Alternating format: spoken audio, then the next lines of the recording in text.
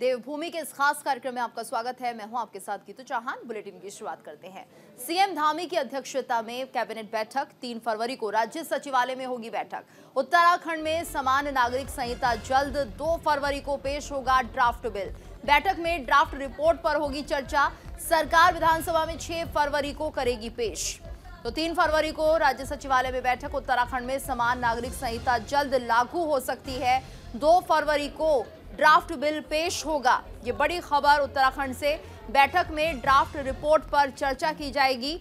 उत्तराखंड के मुख्यमंत्री पुष्कर सिंह धामी की अध्यक्षता में कैबिनेट बैठक होगी और ये बैठक 3 फरवरी को राज्य सचिवालय के विश्वकर्मा भवन स्थित वीर चंद्र सिंह गढ़वाली ऑडिटोरियम में होगी। बता दें कि 2 फरवरी को सरकार को मिलने वाली समान नागरिक संहिता की ड्राफ्ट रिपोर्ट पर 3 फरवरी को कैबिनेट बैठक में चर्चा होगी, जिसके बाद सरकार 6 फरवरी को यूसीसी बिल विधानसभा में पेश करेगी। तो 2 फरवरी को पेश होगा ड्राफ्ट बिल। बैठक में ड्राफ्ट रिपोर्ट पर चर्चा की जाएगी। सरकार विधानसभा में 6 फरवरी को इसे पेश करेगी। सरकार विधानसभा में इसे पेश करेगी और जल्द ही यूसीसी लागू हो सकता है, जिसको लेकर सीएम धामी की अध्यक्षता में कैबिनेट की बैठक होगी और 3 फरवरी को राज्य सचिवालय में बैठक होनी है। तो यूसीसी को लेकर जल्द ही कोई फैसला सामने आ सकता है। उत्तराखंड में समान नागरिक संहिता जल्द लागू करने के लिए यह बैठक होगी। 2 फरवरी को ड्राफ्ट बिल पेश किया जाएगा। तो बैठक में ड्राफ्ट रिपोर्ट पर चर्चा की जाएगी और उत्तराखंड पहला राज्य बन जाएगा जहां पर यूसीसी लागू किया जाएगा। सरकार विधानसभा में 6 फरवरी को इसे पेश करेगी। तो पूरी तैयारी है। सीएम धामी की अध्यक्षता में ये बैठक होगी, कैबिनेट की बैठक, और जल्द ही इसे लागू करने को लेकर विचार किया जा रहा है। 3 फरवरी को राज्य सचिवालय में बैठक होगी। यूसीसी लॉ को लेकर ये पूरी बैठक होनी है। यूनिफॉर्म सिविल कोड यानी कि सभी के लिए समान कानून होगा और उत्तराखंड पहला राज्य होगा जो इसे लागू करेगा। आगे बढ़ते हैं। उत्तराखंड के सीएम पुष्कर सिंह धामी ने यूसीसी को लेकर कहा कि समिति ने हमें 2 फरवरी की तारीख दी है, जब वो अपना मसौदा यूसीसी पर हमें सौंपेंगे। उसके बाद इसे कानून बनाने के लिए आवश्यक औपचारिकताओं पर विचार किया जाएगा। एक बैठक राज्य कैबिनेट की भी होगी, हम वहां भी इस पर चर्चा करेंगे। विधानसभा सत्र 5 फरवरी से शुरू होगा और ये यूसीसी के लिए एक विशेष सत्र है। सत्र के दौरान विधेयक पेश किया जाएगा और पारित किया जाएगा। ने हमको अवगत कराया है कि 2 तारीख को हमको वो अपना कंप्लीट ड्राफ्ट हमको दे देंगे और देने के बाद हम उसकी जो जरूरी प्रक्रियाएं हैं, औपचारिकताएं हैं, उनको पूरा करेंगे। उसमें मंत्रिमंडल की बैठक भी होगी, अन्य जो विधिक परीक्षण हैं वह भी होंगे। उसके बाद 5 फरवरी से हमारा विधानसभा का सत्र आहूत है और इसी सत्र में यूसीसी को हम विधानसभा सत्र में रखेंगे, क्योंकि ये विशेष सत्र हमने यूसीसी को विधेयक के रूप में पारित करने के लिए ही बुलाया है और विधानसभा में ये विधेयक पारित होगा, विधानसभा में रखा जाएगा। और वहीं सीएम पुष्कर सिंह धामी ने आईटीडीए का औचक निरीक्षण किया। निरीक्षण के दौरान सीएम ने हेल्पलाइन 1905 और इंटीग्रेटेड कमांड और कंट्रोल सेंटर की व्यवस्थाओं का जायजा लिया। सीएम ने सीएम हेल्पलाइन के कंट्रोल रूम से अल्मोड़ा के निवासी लाल सिंह की समस्या सुनी। उन्होंने जिलाधिकारी अल्मोड़ा को निर्देश दिए कि शिकायत का जल्द से जल्द संज्ञान लेते हुए समाधान किया जाए। लाल सिंह ने सीएम हेल्पलाइन 1905 पर शिकायत की थी कि खाद्य और नागरिक आपूर्ति विभाग ने बिना किसी पूर्व सूचना के उनका राशन कार्ड रद्द कर दिया है, जिसकी वजह से राशन डीलर ने उन्हें राशन नहीं दिया।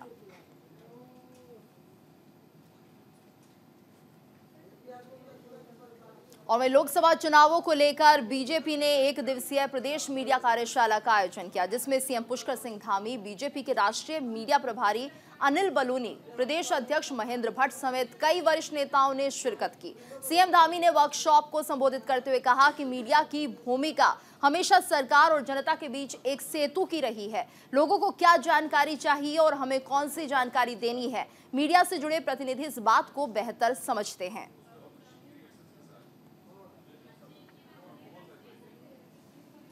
और वहीं उत्तराखंड में देर रात बड़ा प्रशासनिक फेरबदल हुआ है। 6 आईएएस और 11 पीसीएस अधिकारियों का तबादला कर दिया गया है। चुनाव आयोग से मिला था निर्देश। आईएएस अभिषेक हरिश्चंद्र को नई जिम्मेदारी दी गई है। आईएएस मेहरबान को उत्तरकाशी का डीएम बनाया गया।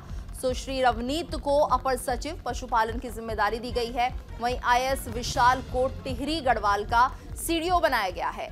मोहन सिंह को अपर आयुक्त आबकारी, चंद्रशेखर को डिप्टी कलेक्टर चमोली बनाया गया है। तो उत्तराखंड शासन ने बड़ा प्रशासनिक फेरबदल किया, जिसमें 6 आईएएस 11 पीसीएस अधिकारियों का तबादला कर दिया गया है और इसके आदेश जारी किए गए हैं। उत्तरकाशी के जिलाधिकारी अभिषेक रोहेला को हटा दिया गया है। उनकी जगह मेहरबान सिंह बिष्ट को उत्तरकाशी का नया जिलाधिकारी बनाया गया है। तो ये बड़ा फेरबदल देखने को मिला है, प्रशासनिक फेरबदल उत्तराखंड में, और 6 आईएएस 11 पीसीएस अधिकारियों का तबादला किया है इस दौरान। तो चुनाव आयोग से निर्देश मिला था जिस दौरान ये पोस्टिंग हुई है। आईएएस अभिषेक हरिश्चंद्र को नई जिम्मेदारी दी गई है। और वहीं उत्तराखंड में लोकसभा चुनाव से पहले यूसीसी यानी यूनिफॉर्म सिविल कोड को लेकर सियासत हाई है। एक तरफ धामी सरकार फरवरी के पहले हफ्ते में यूसीसी लागू करने की कवायद में है, तो दूसरी तरफ विपक्ष मामले को लेकर हमलावर हो गई है। और अब कांग्रेस नेता हरीश रावत ने समान नागरिक संहिता को पैसा बर्बाद करने वाला बताया है, साथ ही धामी सरकार को घेरा है। हरदा का कहना है कि हमें सबसे पहले यूसीसी का ड्राफ्ट देखना होगा। यूसीसी का मतलब है कि इसका क्रियान्वयन पूरे देश में होना चाहिए। ये कैसी नागरिक संहिता है जो राज्यवार लागू हो रही है? हरीश रावत ने कहा कि अगर वो इस कानून को लागू करना चाहते हैं तो इसे दिल्ली में बनाएं, इसे केंद्र सरकार बनाए। इसका कोई मकसद नहीं है, केवल प्रचारात्मक महत्व है। वो सिर्फ चुनाव के लिए राज्य का पैसा बर्बाद कर रहे हैं। तो यूसीसी ड्राफ्ट को लेकर हरीश रावत का ये बयान सामने आया है और उन्होंने इस पूरे मामले को लेकर सरकार को घेरा है।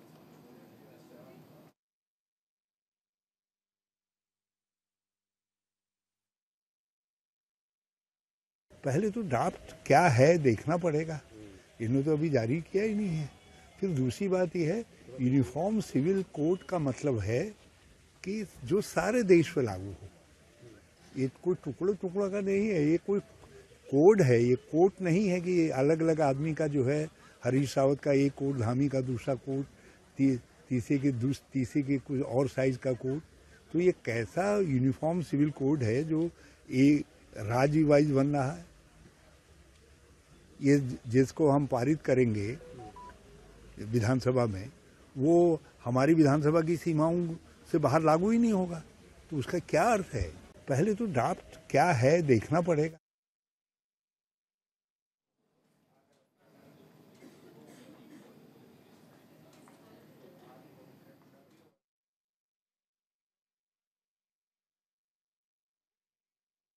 तो आपको बता दें कि आखिर इस ड्राफ्ट में है क्या। ड्राफ्ट में इन कानूनों का जिक्र किया गया। इस ड्राफ्ट में ऐसे कानून हैं जो बनाने की बात कही जा रही है जो हर समुदाय और वर्ग के लिए समान होंगे, यानी समान यहाँ पर कानून होगा। विवाह, तलाक, माता पिता का भरण पोषण, संपत्ति, बच्चा गोद लेना हो, जाति हो, जेंडर हो, ये तमाम ऐसे कानून होंगे जो सबके लिए अब एक जैसे होंगे।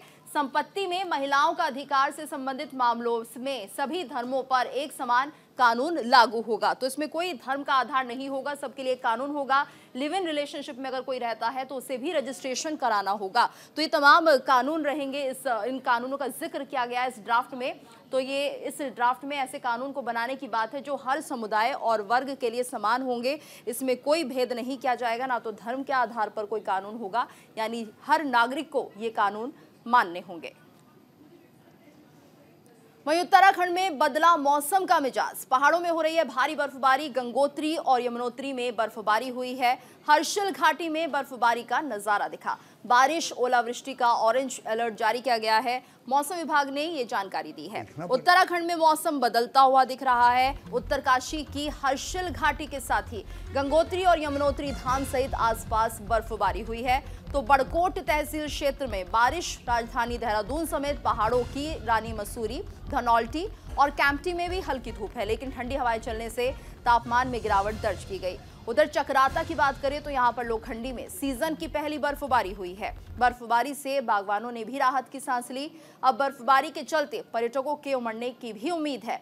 हर्षिल घाटी में बर्फबारी मनमोहक होता हुआ यहां का नजारा, और बर्फ से ढक गई हैं उत्तरकाशी की वादियां। तो पहाड़ों में लगातार भारी बर्फबारी हो रही है।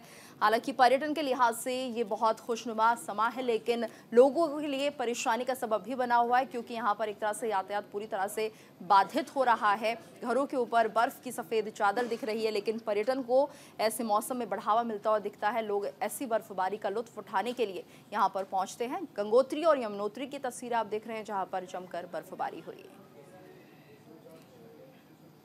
और वहीं लोकसभा चुनाव 2024 में अब ज्यादा वक्त नहीं बचा है। फरवरी के आखिर या मार्च के शुरुआत में कभी भी लोकसभा चुनाव की घोषणा हो सकती है। ऐसे में जहां एक तरफ राजनीतिक पार्टियां चुनाव को लेकर रणनीति बना रही है, तो वहीं निर्वाचन आयोग भी अपनी तैयारियों में जुटा हुआ है। देहरादून के सचिवालय में स्टेट लेवल मीडिया वर्कशॉप आयोजित की गई और इस कार्यशाला में प्रशासन के बड़े उच्च अधिकारी मौजूद रहे।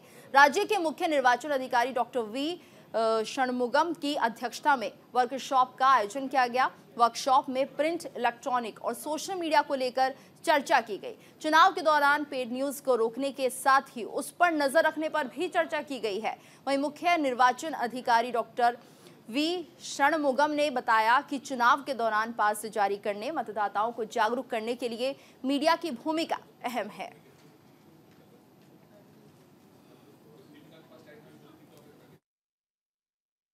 कार्यक्रम आयोजित किया गया है। इसका मेन उद्देश्य है हम लोग इलेक्शन के दौरान जो मीडिया सर्टिफिकेशन और इस संबंध में पूरा जानकारी देंगे, और पेड न्यूज़ के संबंध में भी हम लोग आपको बताएंगे, और बाकी हम लोग जैसे एमसीसी रिलेटेड इश्यू को पूरा जानकारी देंगे, और स्वीप एक्टिविटी में हम लोग मतदाता का जागरूक करने के लिए आप लोग का रोल क्या है उसके बारे में भी हम लोग डिटेल बताने के लिए आज एक कार्यशाला आयोजित किया गया है।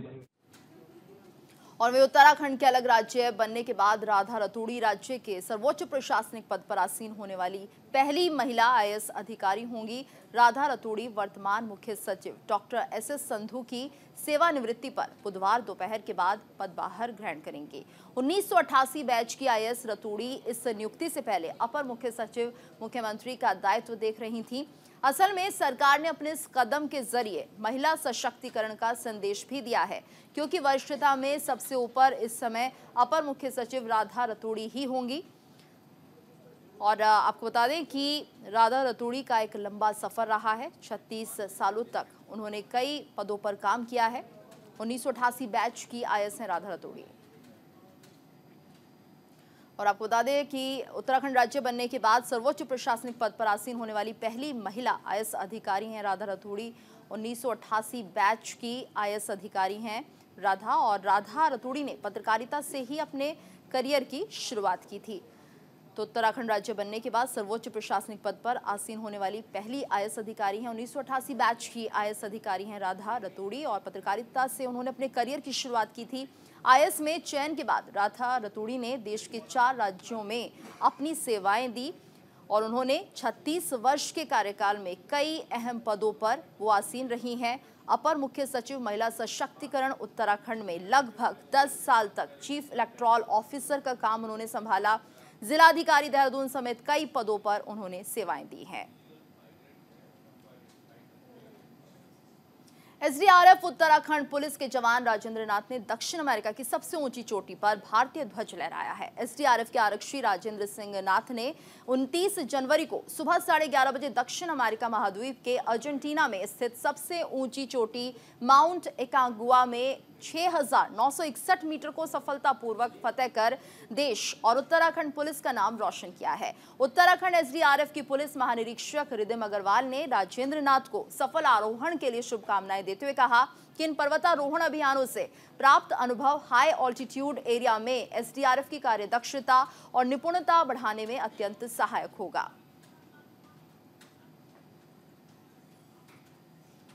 हरिद्वार रुड़की विकास प्राधिकरण जल्द ओल्ड एज होम बनाने जा रहा है, जिसमें रहकर जरूरतमंद वृद्ध अपना जीवन गुजार सकेंगे। प्राधिकरण की बोर्ड मीटिंग में इसको लेकर फैसला लिया गया है। इसके साथ ही विकास प्राधिकरण हरिद्वार में एक सर्किट गेस्ट हाउस भी तैयार करेगा। प्राधिकरण के उपाध्यक्ष अंशुल सिंह ने जानकारी दी। उन्होंने कहा कि रोशनाबाद इलाके में एक कुष्ठ आश्रम को शिफ्ट किया जा रहा था, लेकिन उसके लगातार विरोध के चलते अब प्राधिकरण एक कुष्ठ और वृद्ध आश्रम तैयार करेगा। जल्दी इसके लिए भूमि चिन्हित भी की जाएगी। HRDA की बोर्ड मीटिंग में विकास संबंधी 30 से ज्यादा प्रस्ताव पास किए गए, जिन पर आने वाले दिनों में प्राधिकरण काम करेगा।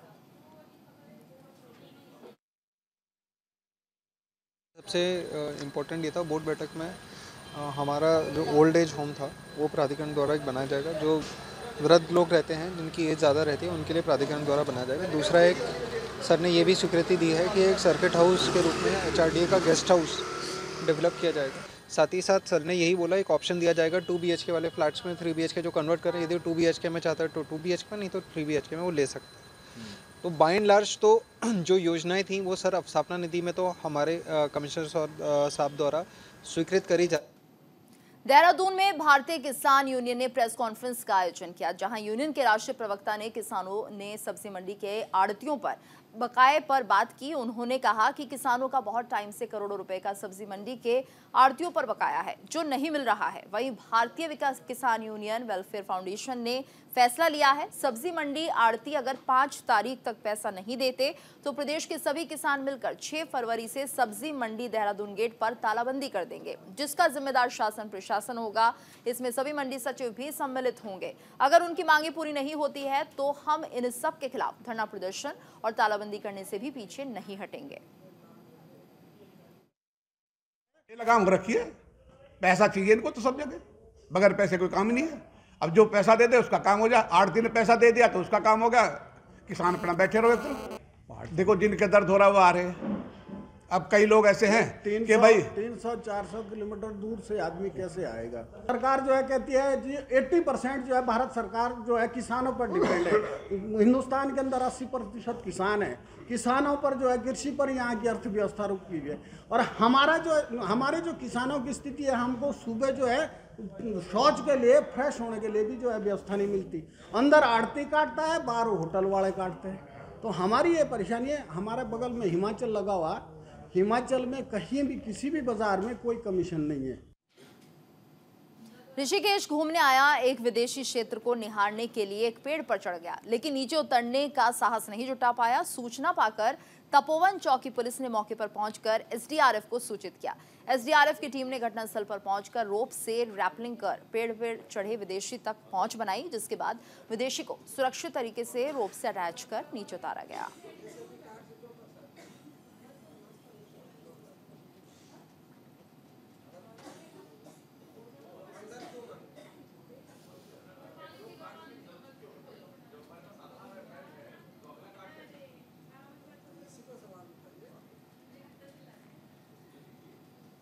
खबर बागेश्वर से, जहां टेंडर होने के 3 साल बाद भी पुल न बनने से आक्रोशित सोराग के लोगों ने जिला मुख्यालय में कार्यदायी संस्था वॉपकॉस के खिलाफ जुलूस निकालकर प्रदर्शन किया। इलाके के लोगों ने बगैर काम हुए करोड़ों रुपए आहरित करने का आरोप लगाया है। मामले की उच्च स्तरीय जांच की मांग के लिए कलेक्ट्रेट परिसर में बेमियादी अनशन शुरू कर दिया। सोराग की ग्राम प्रधान सीता देवी के नेतृत्व में जिला मुख्यालय पहुंचे लोगों ने कलेक्ट्रेट तक जुलूस निकाला। कार्यदायी संस्था पर घपलेबाजी का आरोप लगाते हुए नारेबाजी की गई। इलाके के लोग कलेक्ट्रेट परिसर में क्रमिक अनशन पर बैठ गए।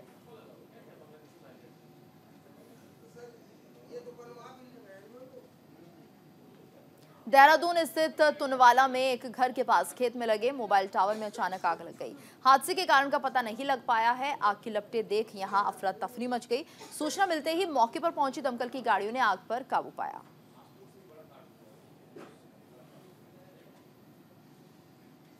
खबर बागेश्वर से, जहां नशे के खिलाफ पुलिस लगातार कार्रवाई कर रही है। मुखबिर की सूचना पर पुलिस अधीक्षक ने स्मैक तस्कर को गिरफ्तार कर स्मैक बरामद की है। वहीं पूरे मामले में एसपी ने बताया कि देश के अन्य राज्यों में रह रहे संदिग्ध आपराधिक युवा बागेश्वर जिले में नशा लाकर बेच रहे हैं। साथ ही अन्य राज्यों की पुलिस से भी अपराधियों की हिस्ट्री पूछी जा रही है।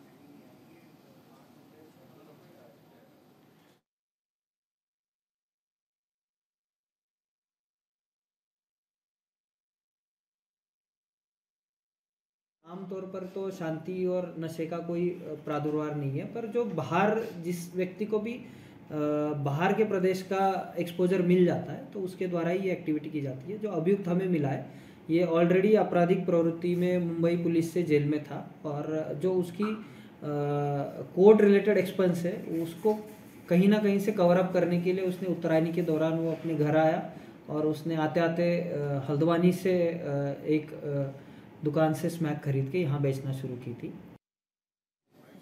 विकासनगर में देहरादून पांवटा नेशनल हाईवे पर तेज रफ्तार का कहर देखने को मिला, जहां डंपर ने कार को कुचल डाला। कार में बैठे लोगों ने कार से कूदकर जान बचाई। गनीमत रही कि हादसे में किसी के हताहत होने की खबर नहीं है, लेकिन डंपर चालक मौके से फरार हो गया।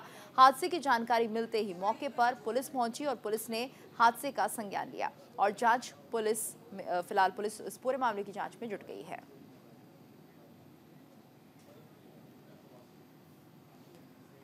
और आपको बता दें कि जिस तरह से ज्ञानवापी मामले को लेकर एक बड़ा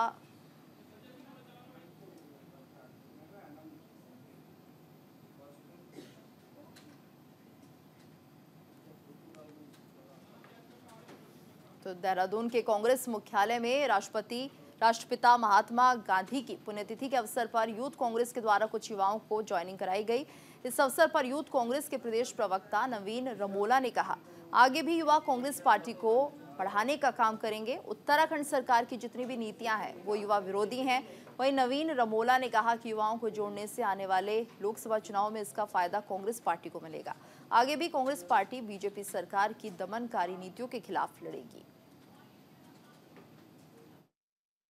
मैं काफ़ी टाइम से सोच रहा था, विचार कर रहा था कि मैं किस विचारधारा की तरफ अपना समर्थन दूं। तो मैंने काफ़ी ऑब्जर्व किया, है ना, मतलब मैंने आज़ादी के बाद से अभी तक जो है काफ़ी सोच विचार किया, क्योंकि ये मेरी और हमारे लोगों के भविष्य की राजनीति या जो हमारा कर्म है, जो हमने करना है आगे, वो तय करेगा, क्योंकि पहली सीढ़ी यहीं से शुरू होती है।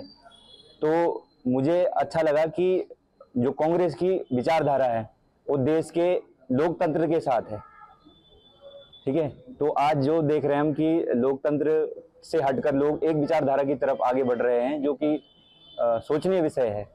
युवा बेरोजगार है, बेरोजगारी के मुद्दे को छोड़ के मतलब किसी एक विचारधारा पे, मेनली पब्लिसिटी पे ज्यादा ध्यान दिया जा रहा है। निजी फिटनेस का विरोध कर रहे कुमाऊं के टैक्सी संचालकों ने 3 दिन के बाद अपनी हड़ताल खत्म कर दी है। एसडीएम और परिवहन विभाग के अधिकारियों के टैक्सी यूनियन की बैठक हुई। बैठक में कई मांगों पर सहमति बनने के बाद हड़ताल को खत्म कर दिया गया है। बता दें कि कुमाऊं मंडल के टैक्सी चालक यूनियन के बैनर तले अपनी कई मांगों को लेकर 27 जनवरी को हड़ताल पर बैठ गए थे और ऐसे में यात्रियों को सबसे ज्यादा परेशानियों का सामना करना पड़ रहा था। टैक्सी यूनियन के महासंघ से हमारी जो बात हुई है उसमें उनके द्वारा सहमति के बाद हड़ताल को अपना ख़त्म कर दिया गया है, जिसमें उनकी कुछ 1-2 मांगे थी कि एक फिटनेस करवाते समय उनका एक आदमी अलाउ किया जाए, चाहे वो ड्राइवर हो चाहे ओनर हो। तो उसमें ATS जो सेंटर है उसको निर्देशित कर दिया गया है कि एक आदमी को अलाउ करेंगे। साथ ही उनकी एक डिमांड यह भी थी कि फिटनेस की फ़ीस जमा करने के बाद अगर गाड़ी में कोई प्रॉब्लम आती है और अगर वो नेक्स्ट डे अगर लेके जाते हैं तो उसमें उनको दोबारा फ़ीस देनी पड़ती है। तो इसमें उनको आश्वासन दिया गया है कि शासन स्तर पे बात हो चुकी है इसमें और इसमें आदेश जारी। हड़ताल फिलहाल के लिए हम लोगों ने अभी टाल दी है, स्थगित कर दी गई है। कुछ हमारी बिंदुओं जो हमारी मांगें थी कुछ पे सहमति बनी है।